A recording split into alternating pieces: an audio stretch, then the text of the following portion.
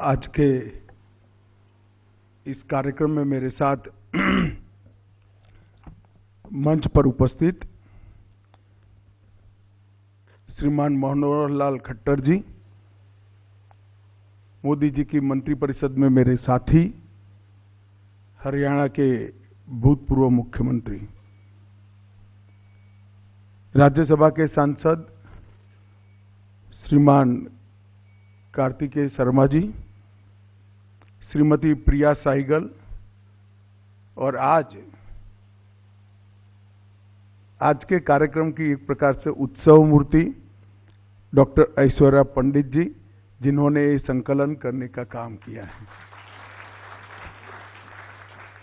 मित्रों, सबसे पहले तो मैं आप सबसे क्षमा प्रार्थी हूं। आज मेरी पार्टी ने कुछ वक्ता एब्सेंट होने की कारण मुझ पर थोड़े कार्यक्रम और थोप दिए, तो मैं थोड़ा आप सभी के बीच में देरी से आया हूं। कारण जो भी हो, मैं देरी से आया हूं, इसलिए आप सबसे क्षमा की अपेक्षा भी रखता हूं और क्षमा की प्रार्थना भी करता हूं। आज यहां पर हमने एक पुस्तक का विमोचन किया है। नरेंद्र मोदी जी के प्रधानमंत्री काल के ये 10 साल सच अर्थ में एक युग के अंत करने वाले हैं और एक नए युग की शुरुआत करने वाले हैं। और जब भी भारत का इतिहास लिखा जाएगा, ये मोदी के 10 साल के शासन को मोदी जी के कटु से कटु आलोचक ने भी स्वर्णिम अक्षरों से ही लिखना पड़ेगा, ऐसा मेरी दृढ़ मान्यता है। जब 2014 में अस्थिरता से युग से भारत की जनता ने देश को एक नए युग के अंदर प्रवेश करा, 3 दशक के बाद एक स्थिर सरकार दी और पूर्व पश्चिम उत्तर दक्षिण चारों ओर से भारतीय जनता पार्टी को विजय मिली। लद्दाख की सीट भी भारतीय जनता पार्टी जीती, कन्याकुमारी की भी जीती, द्वारिका की भी हम सीट जीते और ओडिशा आसाम में भी विजय हुआ। तो एक प्रकार से संपूर्ण विजय हुआ। इसके कई लोगों ने अलग अलग अर्थ निकाले, कई लोगों ने अलग अलग मायने निकाले, परंतु गार्डियन अखबार में किसी एक सज्जन ने बहुत सटीक अवलोकन दिया था, मैं आज आप सबके सामने रखना चाहता हूं। इन्होंने कहा था कि आजादी तो भारत को 15 अगस्त 1947 को मिल गई थी, परंतु अंग्रेजियत से भारत को आजादी 2014 में मिली है, वो मोदी जी के आदमी। और उन्होंने कहा कि आज से भारत की स्वतंत्रता का युग शुरू हो रहा है। हमारा देश 15 अगस्त 1947 से शुरू नहीं हुआ है। 15 अगस्त 1947 को हम एक लंबे गुलामी के कालखंड को समाप्त कर आजाद हुए। हम दुनिया की सबसे पुरानी सभ्यताओं में, हमारी सभ्यता ने चाहे विचार को अपनाना हो, चाहे विदेशी नागरिकों को अपनाना हो, चाहे भाषाओं को स्वीकारना हो, हमारी सभ्यता हमेशा खुलापन रहा है। मैं तो उस प्रदेश से आता हूं जहां पर दुनिया की सबसे छोटी माइनॉरिटी एक छोटे से जहाज में संजाण बंदर पर पारसी भाई बहन आए थे और वो आज भारत के अंदर अक्षुण्णता से रह रहे हैं। इन पर कोई प्रकार के इनके अधिकारों पर एंक्रोचमेंट नहीं हुए। और पारसियों ने भी उस वक्त वादा किया था कि हम दूध में शक्कर की तरह मिल जाएंगे, कोई विवाद बखेड़े करे बगैर अपना अस्तित्व बनाए हुए भारत के हर क्षेत्र में सबसे बड़ा कंट्रीब्यूशन करने का काम पारसियों ने किया है। अगर भारत को समझना है, भारत की सभ्यताओं को समझना है, तो इससे बड़ा कोई उदाहरण नहीं हो सकता। दुनिया में कोई ऐसा देश नहीं है जिन्होंने अनेक सभ्यताओं को अपने अंदर समाहित कर कर अपनी सभ्यताओं को मॉडिफाई करते हुए आगे अपनी यात्रा की। और भारत एकमात्र देश ऐसा है जिसमें अनेक भाषाएं, अनेक संस्कृतियां, अनेक बोलियां और अनेक धर्म एक साथ अपना सह अस्तित्व और सम्मान बचाते हुए देश के विकास की यात्रा में आगे बढ़े हैं। और मोदी जी के जीतने का मतलब ये था कि वो ही संस्कृति को आगे बढ़ाना। और मोदी जी के जीतने के बाद जो 10 साल गए हैं, उसने गार्डियन अखबार के वो लेखक को सच्चा साबित कर दिया है। 10 साल के बाद अनेक प्रकार के अनेक सेक्टरों में सुधार भी हुए हैं और सेक्टर को गति भी मिली। हर सेक्टर का साइज और स्केल अनेक गुना बढ़ाने का काम नरेंद्र मोदी जी ने किया है। कभी कोई विचार नहीं कर सकता था कि दुनिया की सबसे बड़ी महामारी कोरोना आए और कोई तैयारी के बगैर कोरोना का प्रबंधन दुनिया में सबसे अच्छा भारत करे, इसका कोई सोच नहीं सकता था। उस वक्त मैं गृह मंत्री था, मोदी जी के साथ काम करता था। दुनिया भर के पंडित जब कोरोना आया तब अपने देश की चिंता करे बगैर वो हमारी चिंता करते थे। उनको लगता था भारत क्या करेगा, और वो सही भी थे, वो गलत नहीं थे, हमारे लिए चिंतित थे। परंतु टेक्नोलॉजी का उपयोग कर कर 130 करोड़ की जनता को टीका देने से लेकर उसको टीके का सर्टिफिकेट देने तक की पूरी प्रक्रिया इस तरह से हुई कि किसी को मालूम ही नहीं हुआ। सबसे कम नुकसान में हम बाहर आ गए। वैक्सीन भी हमारे यहां सबसे पहले बना, क्योंकि वैक्सीन बनने का प्रयास हमारे यहां सबसे पहले हुआ। और दुनिया भर के 100 देशों में वैक्सीन हमने भेजा भी।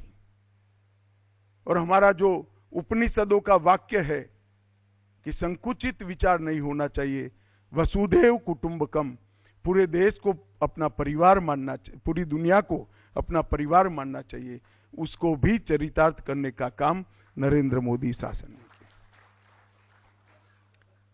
मित्रों, जब 2014 में सरकार आई तब कई लोग मानते थे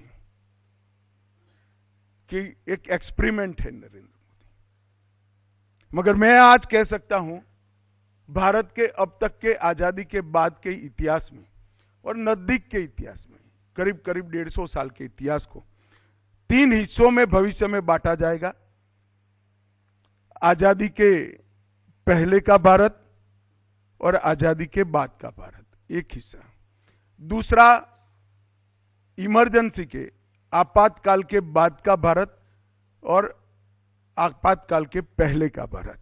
और तीसरा, मोदी के पहले का भारत और मोदी के बाद का भारत।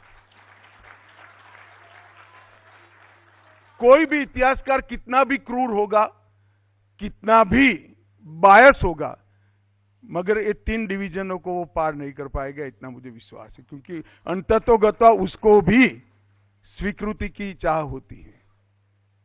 तो सबने इस तरह से इतिहास को लिखना ही पड़ेगा। जब कोई व्यक्ति अपनी कर्मठता से, अपने विजन से, अपने साफ हृदय से, परिश्रम की पराकाष्ठा कर कर अपने देश का नेतृत्व करता है, तो इतिहास इसको नजरअंदाज नहीं कर सकता है। इतिहास को उसको देखना ही पड़ता है, इसकी नोट लेनी ही पड़ती है। मित्रों, जो मैं अंत में कहूंगा, ऐसा तय कर आया था, वो बात मैं पहले बता देता हूं। आगे मैं बताऊंगा मोदी जी के ये 10 साल में क्या क्या हुआ, हर क्षेत्र में कैसे सुधार हुए। परंतु सबसे पहले मैं जिसको सबसे बड़ी उपलब्धि मानता हूं मोदी जी की, वो बताना चाहता हूं। मैंने आजादी की 25वीं सालगिरह भी देखी है, 50वीं भी देखी है और 75वीं भी देखी है। 50वीं भी देखी है, 75वीं भी देखी।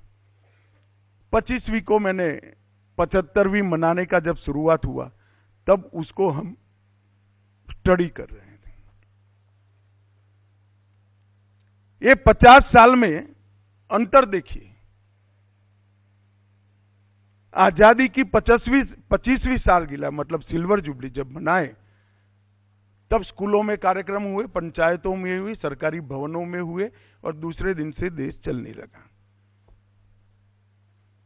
50 साल बनाए, तब भी विधानसभाओं में एक प्रस्ताव हुआ, संसद में एक प्रस्ताव हुआ और देश चलने लगा। और 75 साल बनाए, तब कोरोना होने के बावजूद देश में 8 लाख से ज्यादा कार्यक्रम हुए। और पूरे कार्यक्रम की डिजाइन मुझे मालूम है, क्योंकि मेरा मंत्रालय इसकी नोडल एजेंसी था, मैं वो कमेटी का चेयरमैन भी था। मोदी जी ने हर पल इसकी चिंता करी कि हमारी युवा पीढ़ी को आजादी के आंदोलन का लंबा इतिहास 1857 से 1947 तक का 90 साल का संघर्ष नई पीढ़ी के ध्यान में आना चाहिए। आजादी के गुमनाम नायकों को देश के इतिहास में स्पेस मिलना चाहिए। 75 साल में किसी भी कालखंड में देश ने जो उपलब्धि प्राप्त की है, उसको देश ने गौरव के साथ याद करना चाहिए। और तीसरा महत्वपूर्ण बात है, 75 से 100 की यात्रा मतलब 2047 15 अगस्त तक भारत को कैसा बनाएंगे, इसका संकल्प लेना चाहिए। और उन्होंने देश की जनता के सामने रखा कि 2047 में भारत पूर्ण रूप से विकसित राष्ट्र बनेगा। दुनिया में हर क्षेत्र के अंदर, हर सेक्टर के अंदर भारत सर्वप्रथम होगा और विरासत को भी सेंटर पॉइंट में लेकर आएंगे। और मित्रों, एक प्रधानमंत्री ने लिया हुआ संकल्प आज मैं देख रहा हूं 130 करोड़ भारतीयों का संकल्प बना है और देश 2047 की यात्रा की ओर चल पड़ा है। और मुझे पूरा भरोसा है, मैं तो नहीं हूंगा उस वक्त, परंतु अमृतकाल जब समाप्त होगा, 2047 आएगी, भारत के युवाओं की अमाप शक्ति दुनिया में देश को नंबर 1 पर पहुंचा देगी। 130 करोड़ की जनता में एक सामूहिक हीन भाव था, सामूहिक इंफीरियरिटी कॉम्प्लेक्स था। वो इंफीरियरिटी कॉम्प्लेक्स को दूर कर 130 करोड़ की आबादी संकल्प लेकर देश को दुनिया में नंबर 1 बनाने के लिए निकलती है। इससे बड़ी उपलब्धि किसी भी शासन के लिए कोई नहीं हो सकती। और मित्रों, विकास को उन्होंने जन आंदोलन बनाया, विकास कभी सरकार की फाइलों में इधर उधर घूमता रहता था। विकास की भूख को उन्होंने व्यक्ति की महत्वाकांक्षा में प्रत्यारोपित किया और विकास की ये भूख से देश के विकास को दिशा देने का काम करा।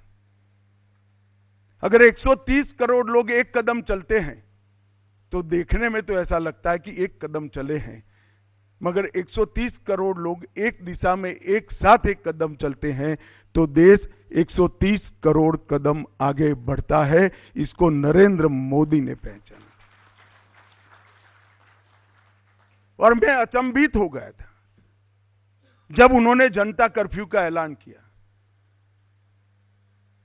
उन्होंने कहा कि भाई आज कोरोना से देश को बचाने के लिए कोई अपने घर से बाहर नहीं निकलेगा, कोई सरकारी नोटिफिकेशन नहीं, कोई ऑर्डर नहीं, कोई कर्फ्यू नहीं, सिर्फ जनता को अपील की कि आज कोई बाहर नहीं निकलेगा। और मेरे लिए आश्चर्य है कि पूरा भारत रुक गया था। लाल बहादुर शास्त्री जी ने एक उपवास रखने का जो ऐलान किया था, उसके बाद किसी राजनेता के ऐलान को पहली बार जनता का इतना बड़ा प्रतिसाद मैंने मिलते हुए देखा। और कोरोना के सामने हमारी सफल लड़ाई का रहस्य मुझे कई लोगों ने पूछा है। मैंने सबको कहा है कि दुनिया में कोरोना के खिलाफ सरकारें लड़ती थी, भारत में कोरोना के खिलाफ भारत सरकार, राज्य सरकारें, 130 करोड़ लोग सब एक साथ लगते थे। कुछ हमारे देश के ही साथी घंटी बजाने से कोरोना चला जाएगा क्या, पुष्प वर्षा से कोरोना चला जाएगा क्या, मखौल उड़ाते थे। उनको सामूहिकता की ताकत मालूम नहीं पड़ती। दिया प्रगटाने से कोरोना नहीं जाता है, मगर दिया प्रगटाने से हर व्यक्ति सजग होता है कि मुझे कोरोना के खिलाफ लड़ना है, मेरे देश को बचाना है। घंटी बजाने से कोरोना नहीं जाता है, मगर जब पूरा देश घंटी बजाता है तो एक अजीब प्रकार की जन जागृति एक महामारी के खिलाफ लड़ने की, जिनको जनता के नेतृत्व करने का शास्त्र मालूम नहीं है, सिर्फ अखबार पढ़कर नेतृत्व करते हैं और अखबार में नाम छपाकर नेतृत्व करते हैं, वो लोग कभी भी ये कला को नहीं जान पाएंगे जो नरेंद्र मोदी ने आत्मसात करी है। मित्रों, मैं मोदी जी को 1980 से जानता हूं और 80 से लेकर आज तक जो भी मोदी जी के लिए बोलता है वो ये 10 साल का जिक्र करता बोलता है, मगर ये 10 साल ऐसे नहीं जाते। कोई बहुत लिबरल होगा तो 10 साल के पहले मोदी जी के मुख्यमंत्री के काल को देखकर 2002 से देखेगा, मगर 2001 से 2025 इसको देखने के पहले इसके पहले के 40 साल देखने हैं। मैंने मोदी जी को राष्ट्रीय स्वयंसेवक संघ के प्रचारक के नाते कभी स्कूटर पर, कभी मोटरसाइकिल पर, कभी एसटी में बैठकर, गरीब से गरीब घर के अंदर बैठकर खाना खाते हुए देखा है, इसकी तकलीफों को पूछते हुए देखा है। उसके बाद में जब गुजरात में मौका मिला तब वो तकलीफों को योजनाओं में बदलते हुए भी मैंने देखा है, और जब देश भर में मौका मिला तब गुजरात छोड़कर पूरे भारत के अंदर जो संवेदनशीलता से तकलीफों को सुना था, वो पूरी तकलीफों को दूर करने का रोड मैप बन गया। अथाह परिश्रम, सेल्फलेस व्यक्ति है। इनके लिए एक शब्द स्वामी रामदास ने किया था, वैसे तो शिवाजी महाराज के लिए किया था। जब शिवाजी महाराज और रामदास जी का संवाद हुआ तब उन्होंने पूछा कि राजा कैसा होना चाहिए, तो जो जमाना था वो जमाना की व्याख्या की थी। मोदी जी ने तो राजा की व्याख्या सेवक के नाम से करी।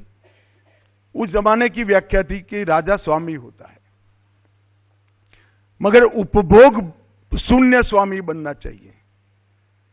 प्रजा के पैसे का अपने लिए जरा भी उपयोग न करने वाला स्वामी, प्रजा के लिए जीने वाला स्वामी और प्रजा के लिए ही काम करने वाला उपभोग शून्य स्वामी, एक कल्पना स्वामी रामदास ने दी थी। और मैंने यहां पर अनेक नए इनिशिएटिव लेते वक्त हर इनिशिएटिव के सेंटर में या तो देश था या देश का नागरिक था। न वोट बैंक थी न कुछ था। हर निर्णय के वक्त कड़े से कड़े सुधारों को, चुनाव जीतने की संभावनाओं का छेद उड़ाते हुए उन्होंने कड़े सुधारों को किया। जनता ने भी स्वीकारा और बार बार चुना भी। 40 साल के बाद कोई आदमी तीसरी बार, एक नेता इस देश का प्रधानमंत्री लगातार तीसरी बार बना।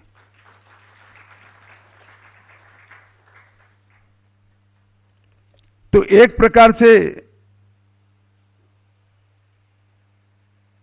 लेखक ने लिखा है मोदीज डिकेड, मगर मैं निश्चित रूप से मानता हूं कि मोदी जी के ये 10 साल आने वाले 25 साल की नींव है, हमारे अमृत काल की नींव है। और ये 35 साल का संपुट भारत देश को विश्व में सर्वप्रथम स्थान पर ले जाएगा, उसका मुझे पूरा भरोसा है। अब भारत को कोई नहीं रोक सकता, कोई नहीं रोक सकता, क्योंकि भारत के लोगों के जो आत्मविश्वास जगा है, वो आत्मविश्वास का जवाब किसी के पास नहीं है। एक जमाने में 130 करोड़ की आबादी बोझ मानी जाती थी। नरेंद्र मोदी जी ने 130 करोड़ की आबादी को एक प्रकार से उन्होंने उसको स्ट्रेंथ में कन्वर्ट किया और 130 करोड़ का मार्केट दुनिया को उपलब्ध करा दिया। इस देश का मार्केट कभी 130 करोड़ का नहीं था, क्योंकि 60 करोड़ लोग तो ऐसे थे जिनके परचेसिंग पावर ही नहीं था। वो 60 करोड़ गरीबों को एक ही डेकेड के अंदर, 10 साल के अंदर मोदी जी ने घर दिया, घर में गैस दिया, शौचालय दिया, पीने का पानी दिया, 5 लाख तक का स्वास्थ्य का खर्चा पूरा सरकार ने उठा लिया, 5 किलो अनाज उनको पीने के लिए दिया और खाने के लिए दिया और कई सारी सुविधाएं दे दी। तो जिसके लिए 5-5 पीढ़ी से वो 60 करोड़ लोग संघर्ष करते थे, वो 60 करोड़ लोगों के संघर्ष को एक दशक के अंदर ही उन्होंने समाप्त कर दिया। अब उसके लिए समस्या है कि मैं करूं क्या। पहले तो रोज खाने के लिए करते थे, 5 किलो अनाज मिल गया, पीने का पानी बाहर से खरीदना पड़ता था, घर में नल आ गया, शौचालय आ गया, इलाज फ्री हो रहा है। अब उसको लगता है मेरे घर में फ्रिज आना चाहिए, मेरे घर में पंखा आना चाहिए, मेरे घर में बाकी सुविधाएं आनी चाहिए। और देखते देखते देखते 60 करोड़ का हिस्सा एक बड़े मार्केट में तब्दील करने का काम नरेंद्र मोदी जी ने किया है और उनकी सारी बेसिक सुविधाएं एक 10 वर्ष के अंदर समाप्त कर दी। मोदी जी चाहे शासन में गुजरात में रहे हो या भारत के प्रधानमंत्री रूप में रहे, हर बार, हर साल एक नया काम और एक नई युग परिवर्तनकारी, एक युग का अंत कर नए युग को लाने वाली शुरुआत करी। इन्वेस्टमेंट समिट में 2003 में उन्होंने वाइब्रेंट गुजरात की शुरुआत की। 2004 में गांव में 24 कलाक बिजली देने की शुरुआत की। 2005 में मुख्यमंत्री चिरंजीवी स्वास्थ्य बीमा योजना की शुरुआत की। 2007 में वन बंधु कल्याण योजना की शुरुआत की। 2009 में गुणोत्सव शुरू किया। 2010 में खेल महाकुंभ शुरू किया और 2012 में मुख्यमंत्री अमृतम शुरू किया। और हर चीज के नीचे आप जाएंगे तो पूरे समाज के विकास का खाका खींच। एक गांव में 24 घंटा बिजली पहुंचने से शहरों की तरफ की दौड़ भी खत्म हो गई, उनका स्वास्थ्य भी सुधरा, उनकी शिक्षा भी सुधरी और उनके लिए रोजगारी के अनेक काम गांव में ही हो गए। कई बार मुझे विचार आता है कि 75 साल तक क्यों नहीं हुआ? क्या कोई करना नहीं चाहता होगा? ना, ऐसा नहीं है। 75 साल तक जो मुख्यमंत्री या प्रधानमंत्री बने, उनका बैकग्राउंड कॉमन मैन का नहीं था, उनका देश की समस्याओं को समझने का इतना बड़ा यात्रा नहीं था। इसके कारण ये परिवर्तन हुआ और उन्होंने ढेर सारे काम ऐसे किए कि पूरी दुनिया ने अपने आप को, पूरी दुनिया के देशों ने इनकी सिद्धियों को एक्नॉलेज किया। आज देश में कोई भी राष्ट्राध्यक्ष ऐसा नहीं है जिसको 16 देश के, जैसे हमारे यहां भारत रत्न है, ऐसे सर्वोच्च नागरिक पुरस्कार प्रदान हुए हैं। नरेंद्र मोदी एकमात्र देश। 16 देश जब स्वीकार करते हैं कि बड़ा नेता है जिन्होंने हमारे देश के जीवन में भी बदलाव किया है, तब जाकर इस स्वीकृति जो होती है इसकी व्याख्या हो जाती। जन भागीदारी से, जन भागीदारी को जन आंदोलन बनाने का काम किया। देश का प्रधानमंत्री, मैं अभी सफाई कॉलोनी में जाकर आया हूं। मैं महात्मा गांधी के बाद सफाई करने वाला पहला नेता, देश में सफाई का नाम बोलने वाला पहला नेता नरेंद्र मोदी है। और मैं अखबार का नाम देना नहीं चाहता, काफी लोगों के मुंह या इधर उधर हो जाएंगे, मगर 15 अगस्त पे जब उन्होंने कहा कि मैं हर घर में शौचालय बनाऊंगा, तो अखबार ने कहा था, 2 अखबारों ने लिखा था, यही बाकी रह गया था कि लाल किले से कोई प्रधानमंत्री शौचालय बनाने की बात करेगा। जो लुटियन में रहते हैं, इसको टॉयलेट का अर्थ मालूम नहीं है। पूर्वांचल में जाकर एक 16 साल की बच्ची खुले में शौच क्रिया करने जाती है, तब उसकी शर्म का एहसास हम लोगों को नहीं है। ये नरेंद्र मोदी को था। आज 13 करोड़ घरों के अंदर शौचालय देने का काम नरेंद्र मोदी जी। जब 12 करोड़ घरों में गैस का सिलेंडर देते हैं, तब हंसते हैं कि सिलेंडर इस जमाने में, जिनके घर में धुएं से, चूल्हे से खाना पकता है और खाना पकाने वाली माता का फेफड़ा फाइब्रोसिस से ग्रस्त हो जाता है, उसको मालूम पड़ेगा कि चूल्हे ने जीवन में कितना बड़ा परिवर्तन किया है। इस देश में 20,000 गांव ऐसे थे 75 साल के बाद बिजली का खंभा भी नहीं पहुंचा था। आज देश का हर घर बिजली से युक्त हुआ है। यहां जो मीमांसा करते हैं, उनको ये सारी चीजों का मूल्य शायद ही समझ में आएगा। और ऐसी तो कई सारी योजनाएं हैं जिन्होंने लोगों का जीवन परिवर्तित कर दिया, सबको विकास की यात्रा में जोड़ा। जिसका घर 8 घंटे धुएं से भरा रहता हो, वो देश का नहीं सोच सकता।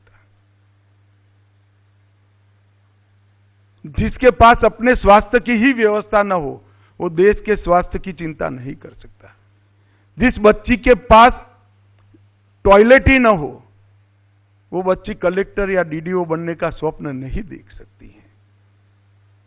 इतनी बड़ी आबादी को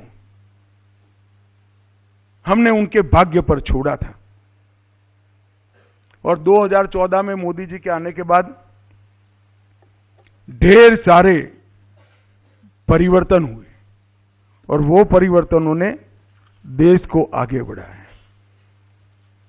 एक 10 साल के अंदर 25 करोड़ लोग गरीबी रेखा के बाहर आए। 80 करोड़ लोगों को मुफ्त राशन मिल रहा है। 12 करोड़ से ज्यादा टॉयलेट्स बने, शौचालय बने। 4 करोड़ से ज्यादा लोगों को अपना घर मिला। 15 करोड़ से लोगों के घर में पहली बार नल से जल पहुंचा, फ्लोराइड विहीन पीने का पानी मिला। 54 करोड़ लोगों को, परिवारों को बैंक का अकाउंट मिला और कोरोना जैसी आफत से भी हम मुक्त हो गए। इसके साथ साथ एक दूसरा पक्ष भी है। आज विश्व के 46% real time digital transaction Bharat में होते हैं। विश्व के 46 टाइम।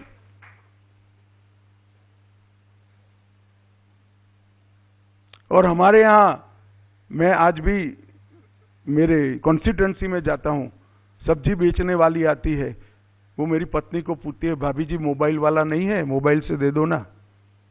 तब आश्चर्य लगता है, अच्छा भी लगता है। 7 दशकों से कश्मीर की प्रश्न को उलझा कर रखा था। धारा 370 के लिए संघर्ष करते थे। एक ही 10 साल में 370 समाप्त कर 2 करोड़ 80 लाख लोग कश्मीर में टूरिज्म में जाते हैं। 33 साल के बाद कश्मीर में नाइट शो थिएटर चालू होता है और 33 साल के बाद कश्मीर में ताजिया भी निकलता है। चंद्रयान और स्पार्डेक्स ऐसे मिशन हम कल्पना नहीं कर सकते थे।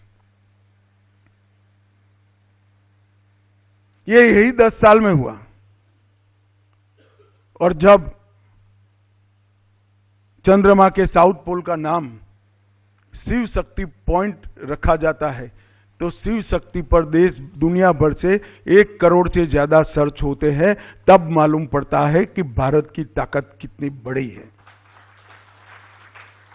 ये शिव शक्ति क्या है, दुनिया में लोग ढूंढने लगे जब हमने इसका नाम शिव शक्ति पॉइंट। अटल जी देश की अर्थव्यवस्था को 11वें नंबर पर रखकर गए थे।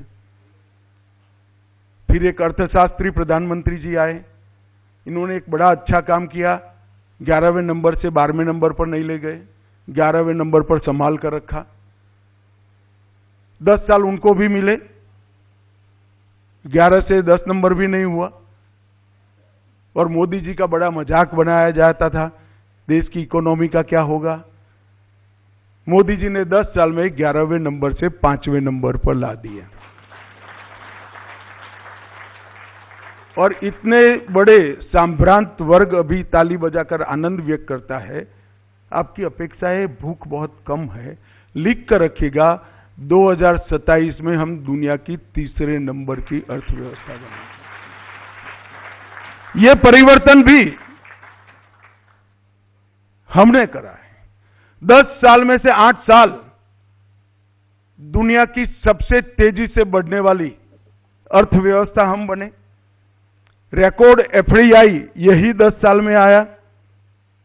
और G20 में जब दुनिया भर के राष्ट्राध्यक्ष, आज उनका पुण्यतिथि भी है, महात्मा गांधी की समाधि पर नतमस्तक होकर फूल चढ़ाते हैं, पूरे देश को मन में बड़ा गौरव होता है कि पूरी दुनिया महात्मा गांधी का सम्मान कर रही है। मित्रों, ये भी ये 10 साल के अंदर ही हुआ।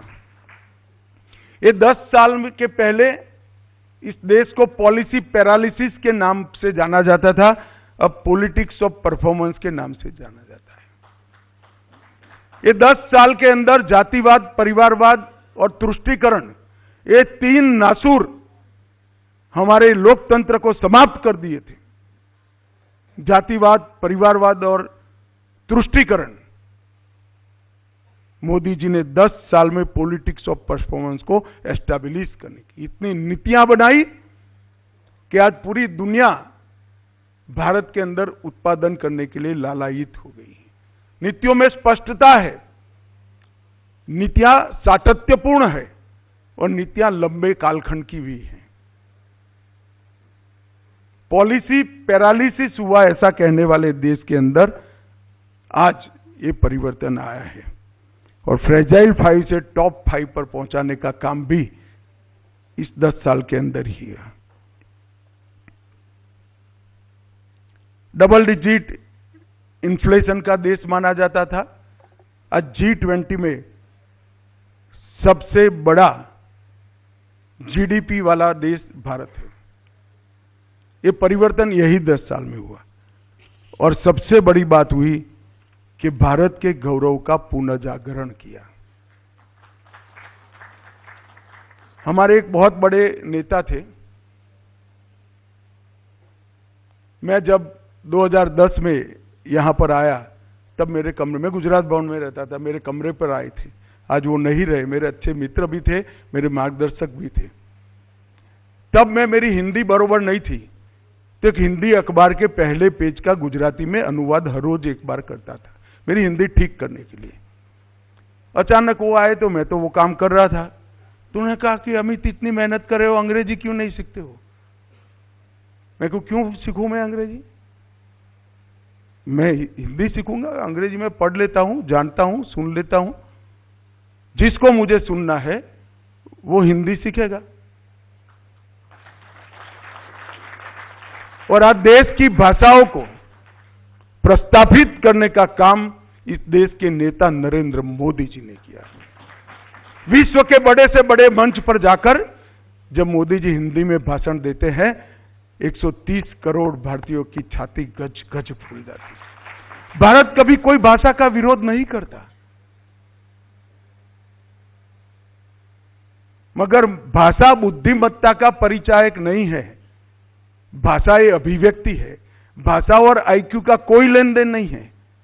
आपके विचार की अभिव्यक्ति भाषा है, और भाषा के कारण इंफीरियरिटी कॉम्प्लेक्स में आया ऐसे पंगु समाज कभी दुनिया में बड़े नहीं हो सकते हैं। और इस विश्वास को नरेंद्र मोदी जी ने जमीन पर उतारा। 550 साल से राम मंदिर का नाम लेते हुए सब डरते थे, हम तो सालों से लेते थे, मगर पूर्ण संवैधानिक तरीके से राम मंदिर समस्या का समाधान भी ढूंढा, राम मंदिर भी बनाया, और देश में एक भी दंगा भी नहीं हुआ, ये भी नरेंद्र मोदी के शासन। काशी तमिल संगमम, इसके माध्यम से कुछ नेता आज कह रहे हैं कि दक्षिण को अन्याय हो रहा है, दक्षिण को अलग कर दो। कुछ पार्टियों के नेता कहते हैं दक्षिण को अलग देश बना दो। भाई काफी काट दिया, आपका समय था तब, 1/3 हिंदुस्तान काट दिया आपने, अब कब तक काटोगे? देश को एक करने का काम नरेंद्र मोदी जी ने किया। और दुनिया भर में गुलामी के कालखंड में चोरी कर कर विदेश गई हुई हमारी सांस्कृतिक धरोहर 350 से ज्यादा मूर्तियों को भारत में वापस लाने का काम भी नरेंद्र मोदी। राष्ट्रीय मैनस्क्रिप्ट मिशन के द्वारा 5 करोड़ से ज्यादा पांडुलिपियों को उन्होंने जोड़ने का काम किया, संरक्षित करने का काम किया। और पीएम विकास के माध्यम से हमारे ट्रेडिशनल मार्केट को भी बढ़ाने का काम किया। इसके साथ चंद्रयान 4, गगनयान, भारतीय अंतरिक्ष स्टेशन और स्पेस सुपर पावर बनने की दिशा में एक 25 साल का रोड मैप भी यही 10 साल में तैयार हुआ। डिजिटल इंडिया और जैम के माध्यम से सबसे ज्यादा डिजिटल ट्रांजैक्शन करने वाले हम देश बने। और मोदी जी ने जो नारा दिया था, विरासत भी विकास भी, हमारी संस्कृति पर हम गौरव करेंगे, मन को खुला रखेंगे, दुनिया भर की अच्छी चीजों को स्वीकार करेंगे और देश को नंबर 1 बनाएंगे। हमारा पुरातन था, इससे हम शर्म नहीं करेंगे। गुलामी की मानसिकता से पूर्णतया मुक्ति लेने का काम नरेंद्र मोदी जी ने किया। इसी 10 साल में खादी के सेल में 400% की वृद्धि हुई है। टॉय के एक्सपोर्ट्स में 500% की वृद्धि हुई, आयात में 1000% की कटौती हुई है। और दीपावली के दिन 3 लाख 3.75 लाख करोड़ की मेड इन इंडिया प्रोडक्ट भी हमारे घर में खरीदने की शुरुआत हुई है। ये परिवर्तन भी ये 10 साल के अंदर आया है। हमारे 3 क्रिमिनल लॉ 1860 से बने थे, जिसका इस देश की मिट्टी से, इस देश की रिक्वायरमेंट से और इस देश के स्वभाव से कोई लेन देन नहीं था। ये तीनों को बदलकर नए क्रिमिनल लॉ लाने का काम भी इसी 10 साल के अंदर हुआ। 2000 अप्रचलित कानून जो अंग्रेजों के जमाने में थे, उसको समाप्त कर दिए। 39,000 कॉम्प्लायंस को समाप्त कर दिया गया। मैं पहली बार एमएलए बना तब मेरे घर पर सबसे ज्यादा लोग आते थे, तो पानी मांगने के लिए नहीं आते थे। वो कम इनकम है इसका सर्टिफिकेट लेने के आते थे। नरेंद्र मोदी जी ने कहा कि मेरे देश का नागरिक क्यों झूठ करे बोलेगा।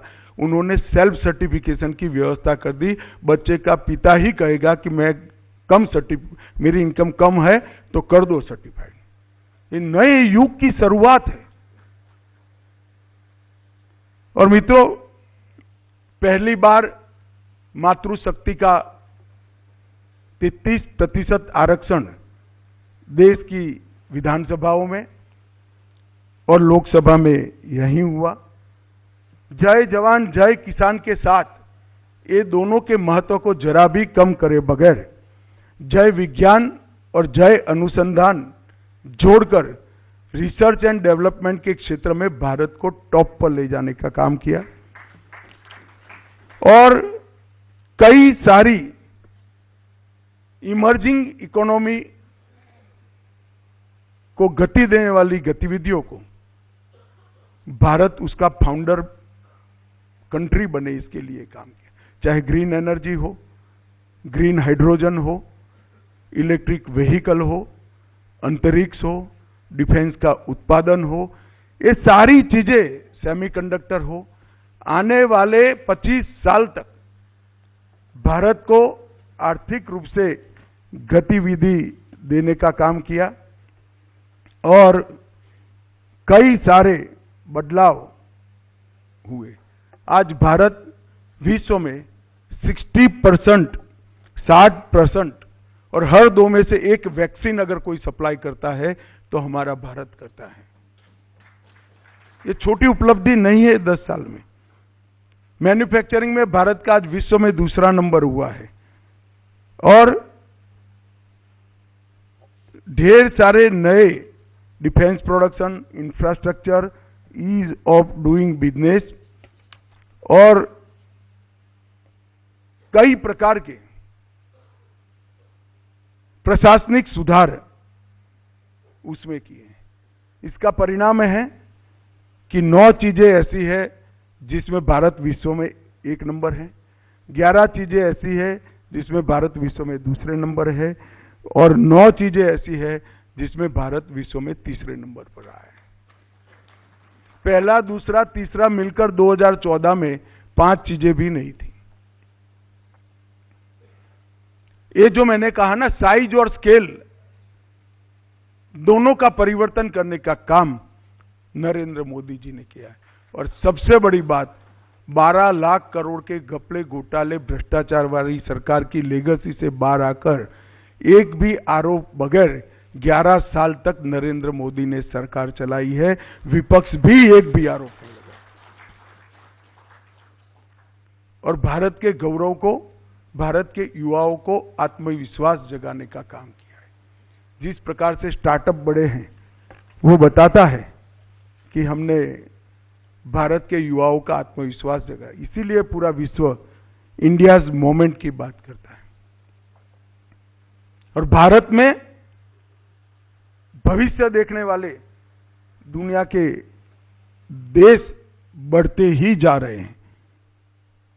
और इसीलिए मैं कहता हूं कि ये 10 साल के साथ साथ एक लंबा रोड मैप भी मोदी जी ने दिया है।